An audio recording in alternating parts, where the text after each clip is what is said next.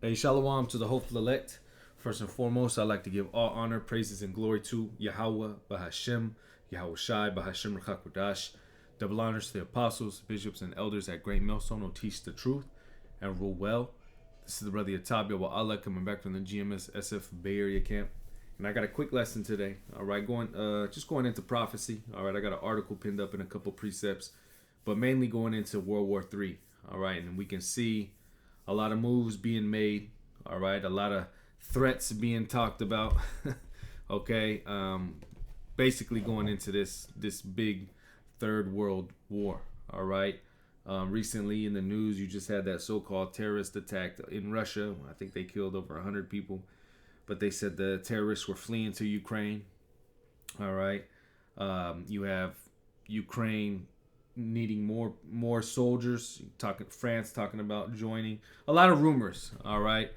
I think what was it? Even in Taiwan and China, China was talking about bringing warplanes to Taiwan. So you got a lot of controversy going around. All right, which is talked about in Matthew the 24th chapter. Wars and rumors of wars. All right, but this is all prophecy to let us know that we're at the end. Okay. And again, these things are just increasing in magnitude. They're ramping up. All right, because the Lord is showing us. All right. But I'm going to start with this and I'll get that article. But it says, Habakkuk 2:1, I will stand upon my watch and set me upon the tower and will watch to see what he will say unto me and what I shall answer when I am reproved. All right. Hey, the Lord has set up watchmen. All right. The scriptures say that shall never hold their peace. But what are they watching for? They're watching for the prophecies. And from the apostles and elders on down, that's what we're doing.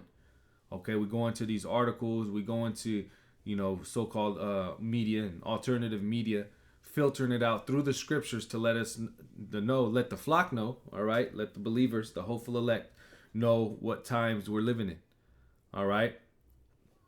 It says, and the Lord answered me and said, write the vision and make it plain upon tables that he may run that readeth it, all right? And in the same stead of the prophets before, the same thing is going on today, all right? The visions are being made plain, okay? They're being easy to interpret. They're being broken down, all right?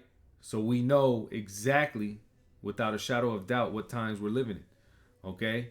It is clear. All right, these visions are the prophecies. Verse 3, for the vision is yet for an appointed time, but at the end it shall speak and not lie. So these visions, these prophecies are for an appointed time. Every prophecy has its set measure, has its set time that it's going to be accomplished. Whether it's happened before, whether it's happening, or whether it will happen. All right? Now, it says at the end it shall speak and not lie. So at the end, all right, when these end time prophecies, they're going to be speaking. All right, meaning what? They're going to be popping off the pages. They're going to be showing forth that the Lord is making these come to pass. It says, and not lie, though it tarry, wait for it, because it will surely come, it will not tarry. And this is what we're waiting for. And again, it's not tarrying. Okay, the Lord is showing us that he's working. He's having these prophecies come to pass. And, it's only a matter of time. But even then, the time it's not tarrying. All right. But let me read this. This is from Newsbreak, dated 3 days ago. It says, Russia declares it's at war with West as it unleashes barrage of 150 missiles. Top Kremlin officials have finally admitted Russia is at war with the West. And Ukraine, having spent the last 2 years insisting the invasion is a special military operation. It came as Moscow's troops unleashed a barrage of around 150 missiles at power installations throughout Ukraine, leaving millions without heat or lighting. Russian President Vladimir Putin's mouthpiece, Dmitry Peskov, made the war statement even though Russians have been jailed for up to 7 years for calling the conflict a war.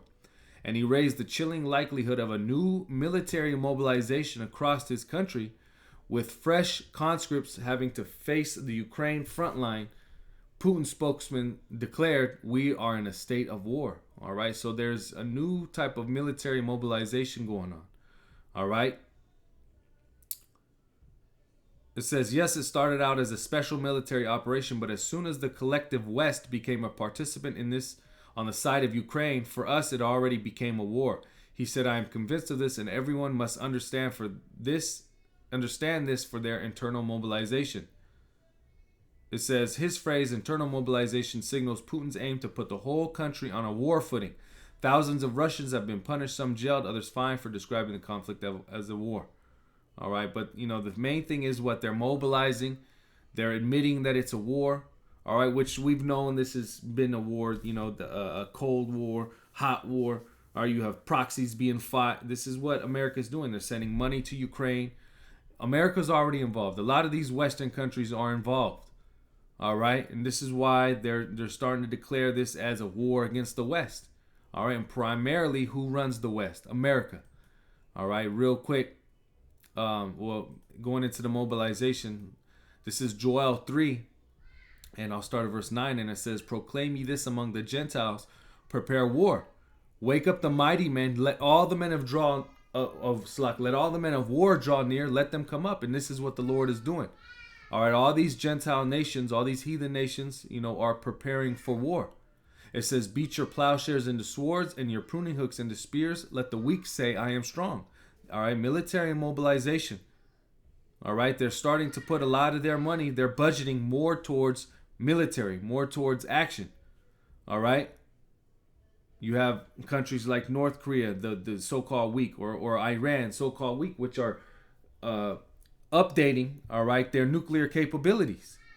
All right, updating their missile technology. Okay, but this is all prophecy. It says, "Assemble yourselves and come, all ye heathen, and gather yourselves together round about. Thither cause thy mighty ones to come down, O Lord. Let the heathen be wakened and come up to the valley of Yahweh Shaphat. For there will I sit to judge all the heathen round about." And this is what the Lord is doing. All right, because ultimately he's going to have all these nations gathered over there in the Middle Eastern region. And again, there's no coincidence why you have the skirmish or the little war going on between Israel and Hamas. All right, sooner I should say, all these countries are going to be involved. And you see slowly, a lot of these other countries have their allies backing them. You have America sending some money to Israel. Of course, you have the left-right paradigm, the confusion going into support, the Palestinians and support the Israelis. All right, but a lot of those Islamic countries are going to start supporting Palestine. And then who supports those Islamic countries? Russia. All right. So, and again, you're going to see this evolve into a big war. All right. It says, "Put you in the sickle, for the harvest is ripe. Come and get ye down, for the press is full. The fats overflow, for their wickedness is great." All right. Hey, the Lord is ready to judge this place. He's ready to judge these heathen. Okay. It says, "Multitudes, multitudes in the valley of decision, for the day of the Lord is near in the valley of decision." All right. And that's the point. The day of the Lord. All right. Hey, the war. This place being destroyed, but ultimately before that, before America is destroyed, you're going to have this war pop off. All right. This is Revelation 11 and 14. The second woe is past. The second woe is talking about World War II. "And behold, the third woe cometh quickly." And this third woe, if you can receive it, is talking about the Third World War. All right. The Lord is letting us know this is prophecy. And again, right now, we can see it speaking. Okay. One more time, it says Revelation 11:14, "The second woe is past, and behold, the third woe cometh quickly." So the Lord is saying this third world war is coming quickly. All right, and Isaiah the 3rd chapter goes into that great war. Okay, a lot of men dying from that war. All right, there's going to be drafts that America is going to have to institute. Well, all these countries. Okay, this is prophecy. I wanted to get this because we always go into Russia, but see, this is prophecy. All right, Russia is the modern day Medes. This is Isaiah 13 and 17. It says, "Babylon will fall to the Medes. Behold, I will stir up the Medes against them." And this is the Medes being stirred up. All right, this is Russia being stirred up against the West, and primarily Babylon, okay, which is America, Babylon the Great, "which shall not regard silver, and as for gold, they shall not delight in." They're not going to worry about any monetary policies or anything like that. That's that's why you have the BRICS nations, okay? You have them establishing their own trade, okay? It says, their bows also shall dash the young men to pieces, and they shall have no pity on the fruit of the womb. Their eyes shall not spare children. All right, so when Russia sends these nukes, they're not going to be worried about children, women, gold, silver. They're going to do what the Lord is commanding them to do. All right. It says, in Babylon, the glory of kingdoms, the beauty of the Chaldees' excellency, shall be as when the Most High overthrew Sodom and Gomorrah, which is fire and brimstone, the same way. All right.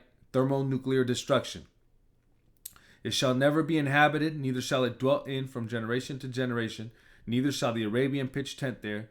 Neither shall the shepherds make their fold there, because it's going to be a desert.